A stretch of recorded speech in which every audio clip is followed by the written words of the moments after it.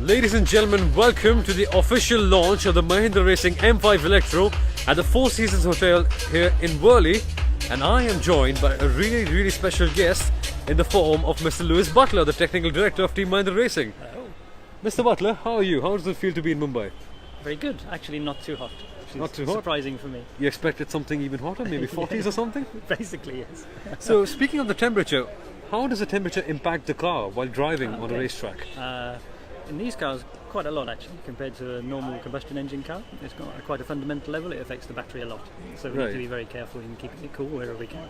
And so, according to you, the Mahindra Racing M5 Electro, will it be a car better on the cooler tracks or where the temperature is a little warm? We're hoping it'll be fine wherever it goes, obviously. That's That's got to be a the right answer confident for now. answer. And speaking of that, I had a query. You know, last season, in certain places, some cars were really fast, but in the other ones, they were not so good. So how does the performance of the car matter from track to track? How does it alter everywhere?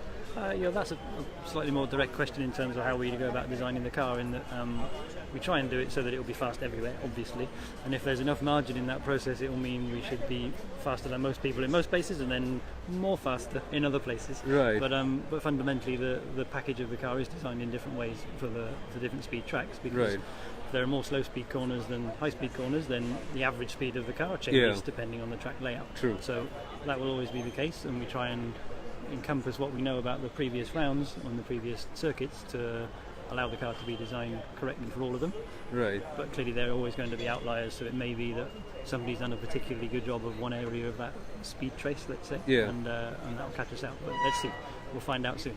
Awesome. And so, in terms of the tracks, let's say, Formulae goes to a lot of city circuits, and being a part of Formula One, where the focus is more on permanent race circuits, apologies for that, where the focus is mainly on more permanent race circuits, and Formula E, all of a sudden, when you first came in, it must have been a big change, right? Sure. Because now you're racing on street circuits where nothing is pretty permanent, and it's all, there's a bump over there might be manhole covers or something like that. How do you deal with that sort of tricky stuff?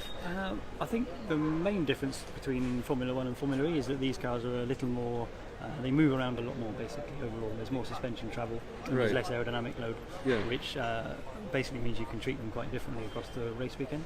But also they're quite durable, so it also means that you can have a little bit of bumping racing, let's say, and get away with it, whereas in Formula 1 that's not so much the case now. But all those things are quite important to ensure that the car can get to the end of the race, basically. Right.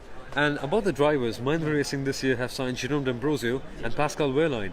Are you confident that these guys will propel the team to the top along with your effort in the back as well? Yeah, so these guys have come in super motivated. It's been really nice to see. They've spent a lot of time in the sim, which is an important tool for us to use going forwards and in the past also. Jerome brings with him a wealth of experience across the whole of the championship so far, the whole 4 seasons in other teams. So he's looking like he could be a really strong contender in terms of defending hard. We've seen that many times. He's won some races already.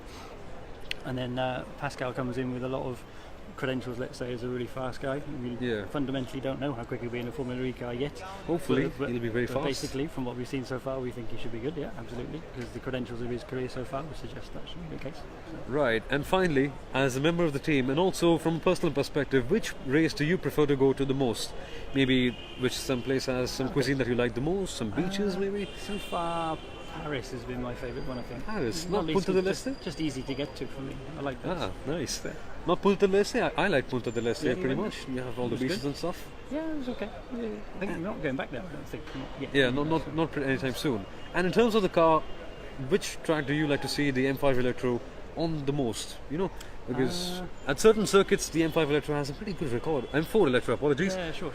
But not so much on the other ones. I guess I'd like to redress some of the tracks that we went to last year and didn't do so well. So for me, Rome was a low point last year. We'd like to redress, and that was a really good track, a good track for the car as well.